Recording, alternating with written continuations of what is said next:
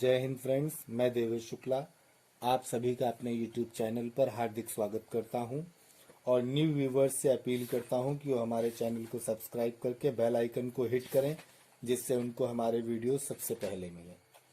हमारा आज का वीडियो क्लास 12 के पोएट्री सेक्शन से पोएम नंबर 5 पर बेस्ड है, जिसका नाम है अलाइनमेंट। और इस पोएम को पीबी शैली के द्वारा कंपोज किया गया है। पीबी शैली का फुल नेम है पर्सी बिश शैली। इनका जन्म यूनाइटेड किंगडम, जिसे अब इंग्लैंड कहते हैं, इंग्लैंड के सुसेक्स के हॉर्शम नाम की जगह पर 4 अगस्त 1792 को हुआ और इनकी मृत्यु लिवोर्नो से लेरिसी की यात्रा पर लौटते हुए 8 जुलाई 1822 में गल्फ ऑफ ला स्पेजिया में हुई। ला स्पेजिया नाम की खाड़ी में समुद्री यात्रा कर रहे थे और लिवोर्नो से लेरिसी लौट रहे थे। जिस नाव पर ये सवार थे उसका नाम था डॉन जुआन। डॉन जुआन बोट पर लौटते समय ला स्पेजिया की खाड़ी में एक समुद्री दुर्घटना में इनकी मृत्यु हुई। कुछ स्कॉलर्स मानते हैं कि वहां पर इन्होंने सुसाइड कमिट किया था, क्योंकि ये डिप्रेशन में रहते थे, डिप्रेस्ड थे और उसी अवसाद के चलते इन्होंने सुसाइड कमिट किया। जब इनकी मृत्यु हुई तो ये लगभग 30 वर्ष के थे। 29 वर्ष पूरे हो गए थे। 29 वर्ष 11 महीने और 3 दिन। 30वें जन्मदिन से मात्र 27 दिन पहले इनकी अकस्मात मृत्यु हुई या इन्होंने मृत्यु का आलिंगन किया। इन्होंने 1811 में हैरियट वेस्टब्रुक नाम की महिला से शादी की, जिसकी 1816 में मृत्यु हुई और सेम ईयर 1816 में ही मैरी शेली नाम की महिला से इन्होंने दोबारा शादी की। दोस्तों, क्रिश्चियन होने के बावजूद पीबी शैली का क्रिमेशन हुआ, दाह संस्कार हुआ। वजह यह थी कि समुद्र में मरने के बाद जब इनकी बॉडी पाई गई तो वो इतनी खराब स्थिति में थी कि उसका बरियल नहीं हो सकता था और दफनाए जाने की संभावना बहुत कम होने की वजह से इनका दाह संस्कार हुआ। उसके बाद इनकी एशेज को, इनकी राख को ले जाकर के रोम के प्रोटेस्टेंट सिमेट्री में दफन किया गया। प्रोटेस्टेंट सिमेट्री प्रोटेस्टेंट चर्च के कब्रिस्तान को कहेंगे।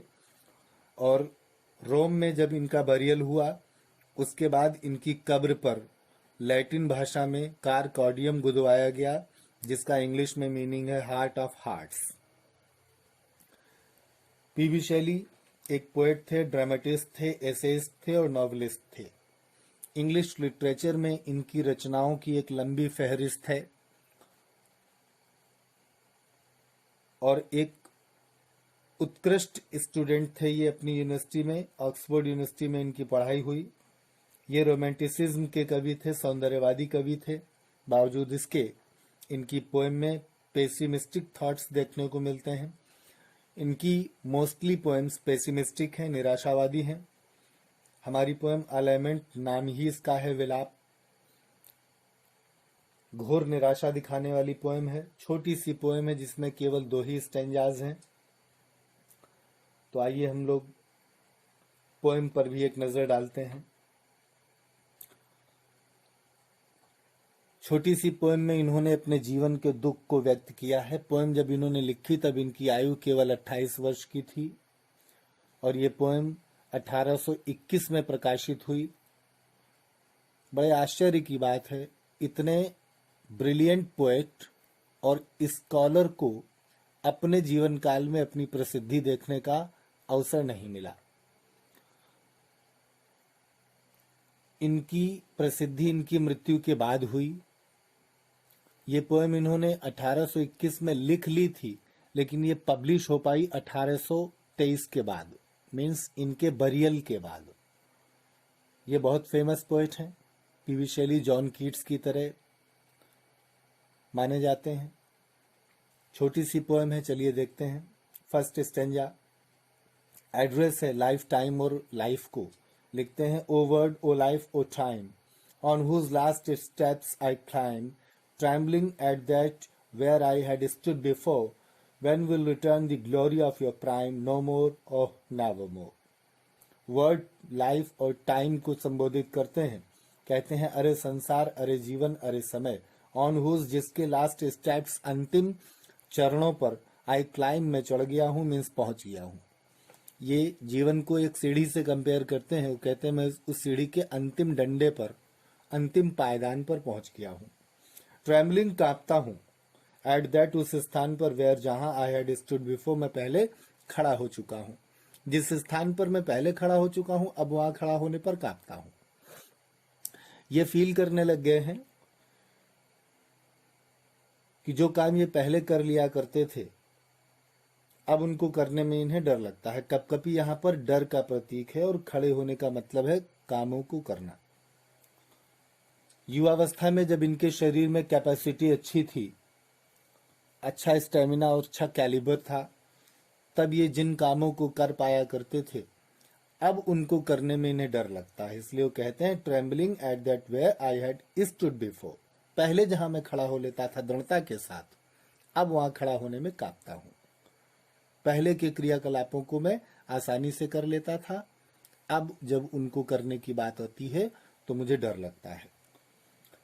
संसार, जीवन और समय से प्रश्न करते हैं when will return the glory of your prime? Prime चरमोत्कर्ष, युवावस्था, ग्लोरी शान, वैभव, सौंदर्य, भव्यता, तुम्हारे युवावस्था का वैभव व्हेन विल रिटर्न, कब लौटेगा?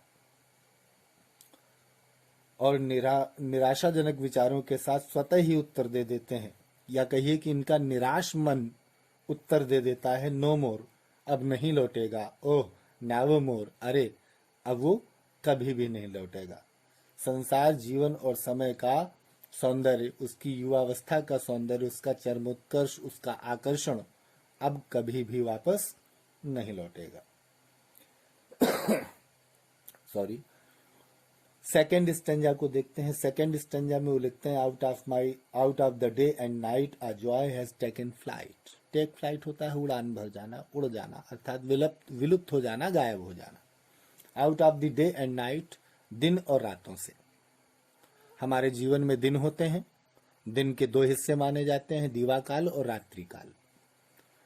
तो ये पूरा मिलकर के 24 घंटे का एक दिन बनाता है। तो ये कहते हैं मेरे दिन और मेरी रात से Joy, Anand has taken flight, उड़ान भर गया है, गायब हो गया है, विलुप्त हो गया है, नहीं बचा है, शेष नहीं है। मेरे जीवन के किसी भी क्षण में जॉय, आनंद, खुशियां, प्रसन्नता अब नहीं बचा है। पहले था, हुआ करता था, लेकिन वर्तमान स्थिति में अब मेरे जीवन के किसी भी क्षण में खुशियां नहीं है, प्रसन्नता नहीं है, सुख नहीं है। फ्रेश स्प्रिंग, ताजा वसंत कहिए या ताजगी देने वाला वसंत का मौसम कहिए। समर, गर्मी का मौसम, एंड विंटर होर, विंटर जाड़ा और होर होता है पाला। पाला आप ऐसे समझिए, सर्दी के मौसम में रात में द्रवित बर्फ मीन्स लिक्विड स्नो गिरती है, पेड़ पत्तियों पर, घास के ऊपर व्हाइट लेयर, सफेद परत जम जाती है, उसे पाला कहते हैं। विंटर होर का एक सेंस यहां पर और आप लगा सकते हो, बर्फीली ठंड।